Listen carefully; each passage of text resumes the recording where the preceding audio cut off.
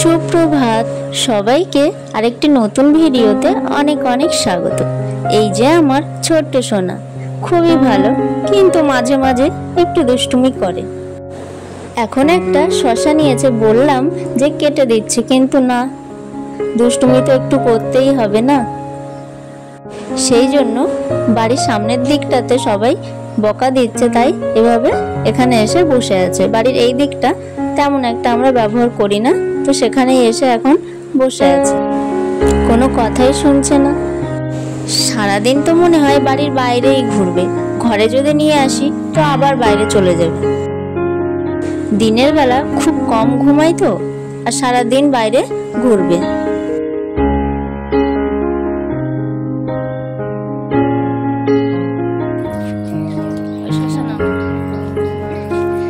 চলে যাচ্ছে আবার।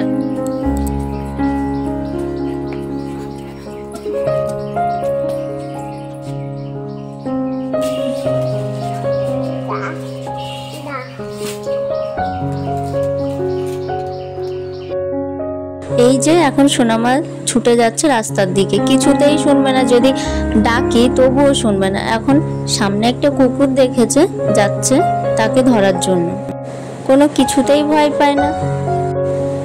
ডাক বোঝে সোনা বাড়িতে এসো, বাড়িতে এসো, কিন্তু কিছুতেই শুনবে না। এখন ছুটেছে আবার পিছনের বাড়িতে, আর একটা কুকুর দেখতে পেয়েছে, সেখানেই যাচ্ছে।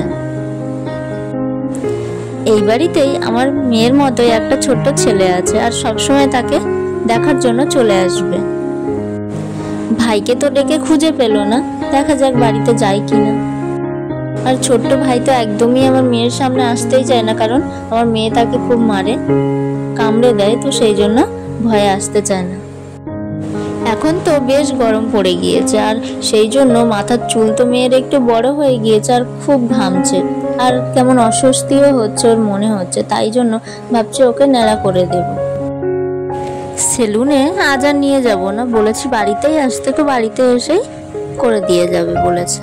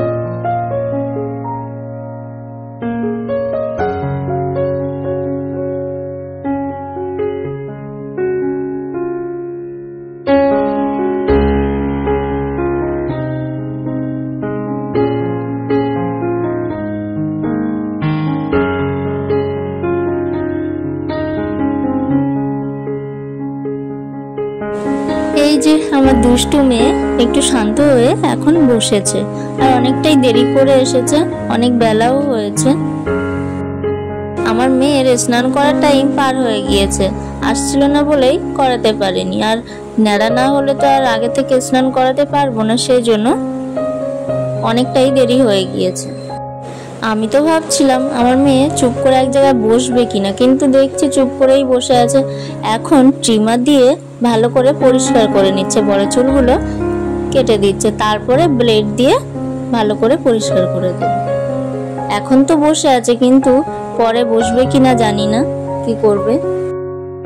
এখন তো মেয়ে ছোট আছে, সেই জন্য কিছু বোঝে না, তাই তো কিছু বলছে না।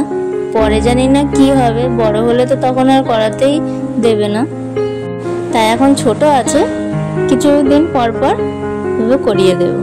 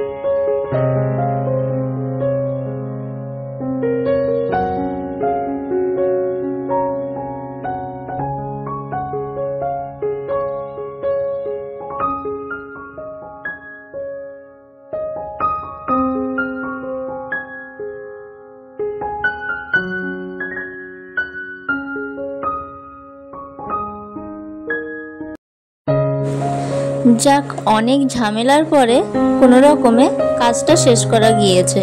আর এখন আমি নিয়েছি কিছু কালোকেশি গাছ, তার পাতা আমি রস বার করে সোনার মাথায় দিয়ে দেবো।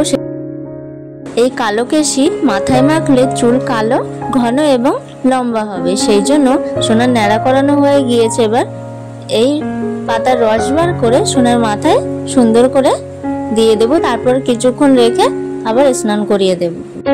এই পাতার রস মাথায় মাখলে মাথা ঠান্ডাও করে।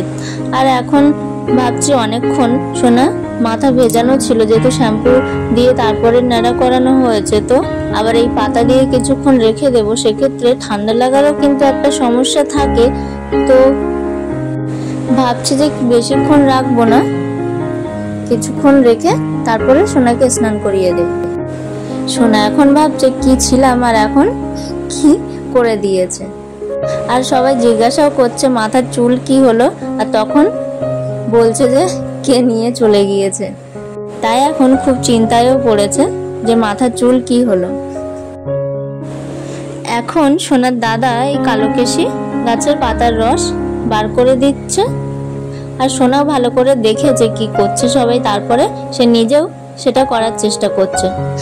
কত কাজের মেয়ে আমার, বড় হলে তো আমাকে কিছুই করতে হবে না। এই সময়ে বাচ্চাদের মধ্যে এটা অবশ্যই দেখা যায় যে আমরা যা কিছুই করব তা সবসময় নকল করার চেষ্টা করবে। তাই আমরা এখন যা তাকে শেখাবো, বলবো, তাই সে শিখবে। ভাবছি এই জামাটা পরিয়ে কালোকেশি মাথায় দেওয়া যাবে না, তাহলে জামাটা কালো হয়ে যাবে আর পরানোই যাবে না। তাই অন্য একটা জামা পরিয়ে সোনাকে বসিয়েছি মাথায় মাখানোর জন্য। সোনার দাদা হাতে করে এই রসটা সুন্দরভাবে বার করে এখন সোনার মাথায় দিয়ে দিচ্ছে।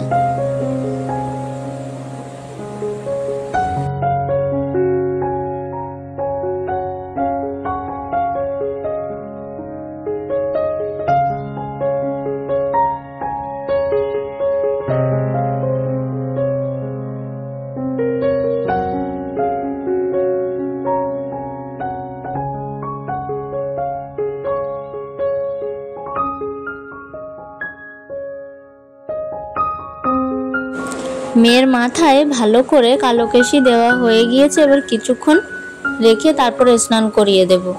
বেশিক্ষণ থাকলে যদি আবার ঠান্ডা লেগে যায়, সেই জন্য রাখা যাবে না বেশি সময়। এখন আয়নার সামনে এসে দেখছে আর ভাবছে আমার চুল কোথায় গেল। বাইরে একটা হনুমান এসেছে, তো তাকেই দেখার জন্য এত ব্যস্ততা। হনুমান দেখছো?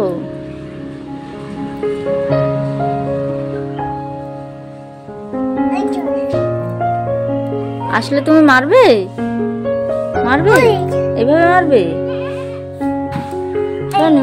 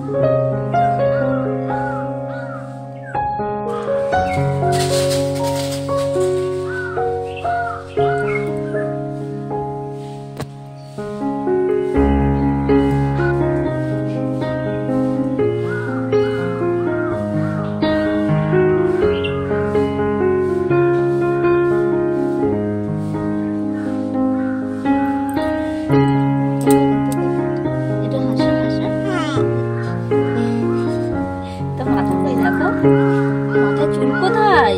কই চুল কই? মাথার চুল কই? নেই? কি হয়েছে মাথার চুল? ওই যে চুল কে নিয়ে চলে গিয়েছে? বেবি চুল নিয়ে চলে গিয়েছে। মাথার চুল কই? দেখো চুল দেখো। যা, চুল নেই মাথায়? যা, নেই নেই, নিয়ে চলে গিয়েছে। কে নিয়ে গেছে চুল তোমার? দাদা চুল নিয়ে চলে গিয়েছে। দাদা